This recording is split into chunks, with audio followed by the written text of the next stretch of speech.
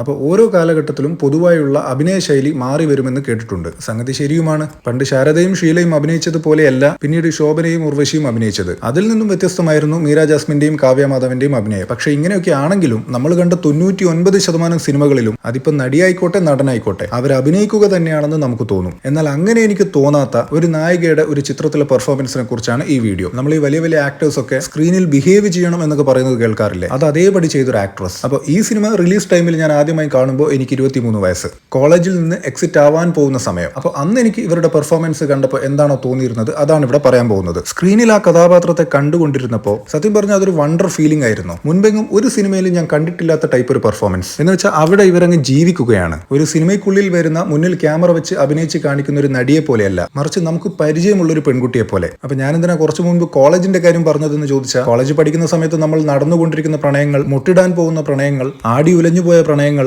കയ്യിന്നു പോയ പ്രണയങ്ങൾ, അങ്ങനെ റിലേഷൻസിന്റെ പല ഫോംസും നമ്മുടെ കൺമുന്നിൽ കാണുമല്ലോ. അപ്പൊ അങ്ങനെയുള്ള വിവിധ സാഹചര്യങ്ങളിൽ ഒരു യഥാർത്ഥ പെൺകുട്ടി എങ്ങനെയാണോ ബിഹേവ് ചെയ്യുക അത് അതേപടി ഇവരും ചെയ്തിട്ടുണ്ട്. ആൻഡ് ഈ ഒരു എഫക്റ്റിന് ആക്കം കൂട്ടിയ മറ്റൊരു കാര്യം, ആ സിനിമയിലെ മറ്റെല്ലാ പ്രധാന കഥാപാത്രങ്ങളെയും നമുക്ക് കണ്ട് മുൻപരിചയമുണ്ട്. ഇവരുടേത് ഒരു ഫ്രഷ് ഫേസ് ആയിരുന്നു. ഇതും ആ ഒരു റിയാലിറ്റി എക്സ്പീരിയൻസിന് ആക്കം കൂട്ടി. ഇനി വൺ ലാസ്റ്റ് തിങ്, ഇതേ ആംഗിളിൽ ചിന്തിച്ചാൽ ഇതിന് ഓപ്പോസിറ്റ് കിട്ടുന്ന ഒരു സംഭവം ഈ സിനിമയിൽ തന്നെ ഉണ്ട്. ഈ പടത്തിലെ ആ ഒരു ഐക്കണിക് ബ്രേക്കപ്പ് സീൻ, ആ സീനിൽ അവർ വളരെ ഗംഭീരമായി ഇമോഷണലായി ചെയ്തിട്ടുണ്ട്. പക്ഷെ അത്രയും നേരം അവരുടെ പെർഫോമൻസ് റിയാലിറ്റിയുമായി അടുത്ത് കിടക്കുന്നതായി തോന്നി എനിക്ക്. ആ ഒരു രംഗത്ത് കാര്യങ്ങൾ സിനിമാറ്റിക് ആയതുപോലെ തോന്നി. എന്ന് വെച്ചാൽ റിയൽ ലൈഫിൽ ഒരു പെൺകുട്ടി അങ്ങനെ ഒരു സിറ്റുവേഷനിൽ അത്രയും കാം ആൻഡ് കമ്പോസ്ഡ് ആയിരിക്കില്ല എന്നാണ് എന്റെ അനുഭവം.